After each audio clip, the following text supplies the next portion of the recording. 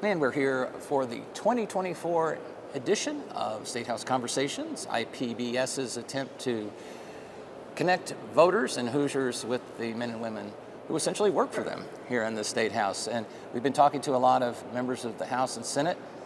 Now we get to do something a little extra special and extra different, a statewide elected official. We probably have to pay more now for someone of that stature. Yeah. We have State Treasurer Daniel Elliott, Martinsville, man of many talents, a horseman, a software engineer, and now the state's money man. You are entering your second year as State Treasurer. So I want to ask you about your plans going forward this session and beyond. But before we do, give me, what do I need to know about, the last year? A week into your new job, you were a guest on Indiana Lawmakers, and I think then you were still trying to figure out the combination of the state's safe, more figuratively speaking. Yes. Give me the highlights of the past year. So when I was on your program last year, we talked about House Bill 1008, which was a ESG bill, basically a bill meant to limit ESG investments for the state pensions. And again, just for those who aren't, this is the notion of environmentally conscious and socially conscious, and the notion that there are investment firms that might create funds that revolve around companies that have a certain agenda, right? And you find problematic in others, agendas, right? And we were able to take that bill out there, work with Representative Ethan Manning on that, who was also on the show with us at the time, and worked out well. We were able to work with everyone, kind of find that right middle ground, and pass that bill. And we are right now in the middle of implementing that, working with Emperors to make sure that we do something that makes sense. And really, the focus is just making sure that whomever we use as investment fund managers, those investment fund managers are just focusing on the return on investment. Nothing more, nothing less. And we should point out that cuts both ways. I mean, it's not just, I know ESG, traditionally is seen as maybe I hate to use terms because they never really fit, but a progressive agenda and so forth. But politics is politics, and money is money. And this is all about making sure that the eye is on the ball, 100%. Which is the greatest return possible. Yes. One of the questions when we talked about it last year was just the implementation, because it's a big, you're dealing with Wall Street firms that have, could fill this entire rotunda with lawyers and accountants. And you've got a good staff, but it's not that big. No. So how are you finding your ability as an office and an agency to wrap your arms around the implementation of this? One of the things that we've done to make sure we're doing this well is we focused on working with Indiana, the Indiana Public Retirement System, and making sure we're kind of combining our resources. I believe if we keep it simple, we don't want to get overly complicated. It needs to be companies that are very obviously have some kind of ESG commitment. We're not looking for, maybe, kind of, sort of. It needs to be and usually these are self-reporting.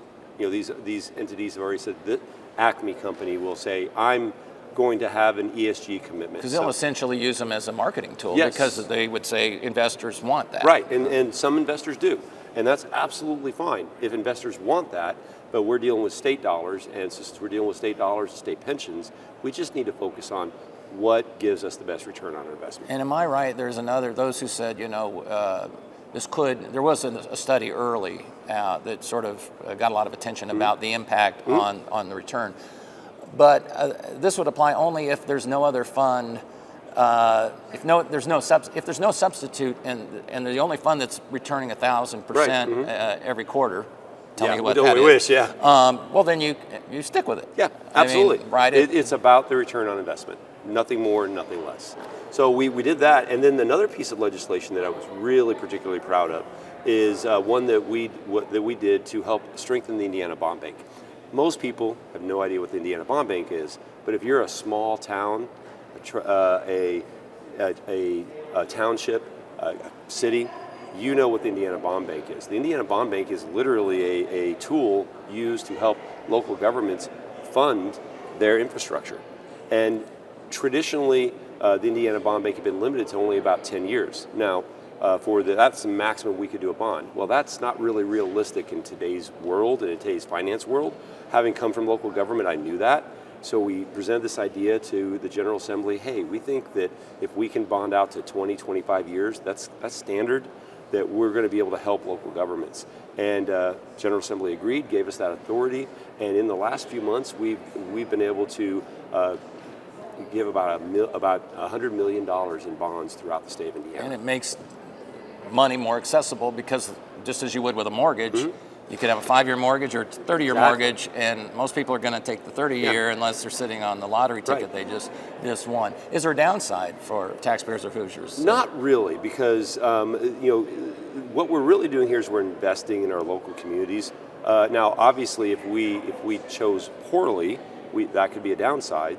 But what we tend to do is we look at what is the what's the debt ratio of this community. Do they have the ability to pay back? We also expect there to be property tax backups and other tools as well. So the bond bank's actually been very successful with that over its 40-year existence. In fact, March 5th will be 40 years of the Indiana Bond Bank. Wow. And for the average Hoosier, the manifestation, it would be seen in what manner? That new buildings, a more robust community, exactly. More infrastructure and offerings? Our first project was a park in Zionsville. Blackford County, courthouse renovations. In Clark County, we were able to help with bridge and culvert improvements. These are the infrastructure, the basic tools that local governments need to make sure that they have, that their systems, that their communities are growing and doing well. And that's what's really fun about this, because really what we're doing here is we're saying, hey, we're going to invest in these communities and we're going to help them strengthen themselves. Now, these are two ambitious programs. You talk about the ESG regulatory mechanism that you're setting up, and now these changes to the bond bank. Do you get to take a deep breath now, or is that like that was okay? Year one now. That was year one. Now we're on year two. All right, what's next? So you'll love this one. School choice. Most people are not aware. The Treasurer's Office it runs two of the state's newest school choice programs: the Educational Scholarship Accounts Program, commonly called ESAs, and the Career Scholarship Account Program, commonly called CSAs. ESAs are a program that allows parents to be in the driver's seat for their children's education and take those public fund dollars and use them to help their child and customize their child's education program. The CSA is an apprenticeship program, and it's actually the first in the country. And so we are able to work on those. Those were obviously bills that were passed in the past. We're trying to be very respectful that this is a technical correction session. So these are our technical corrections to help improve these programs, to allow the ESA to get out to more children, and then to look at some of the tweaks that we need to do to make the CSA run a little bit more efficiently.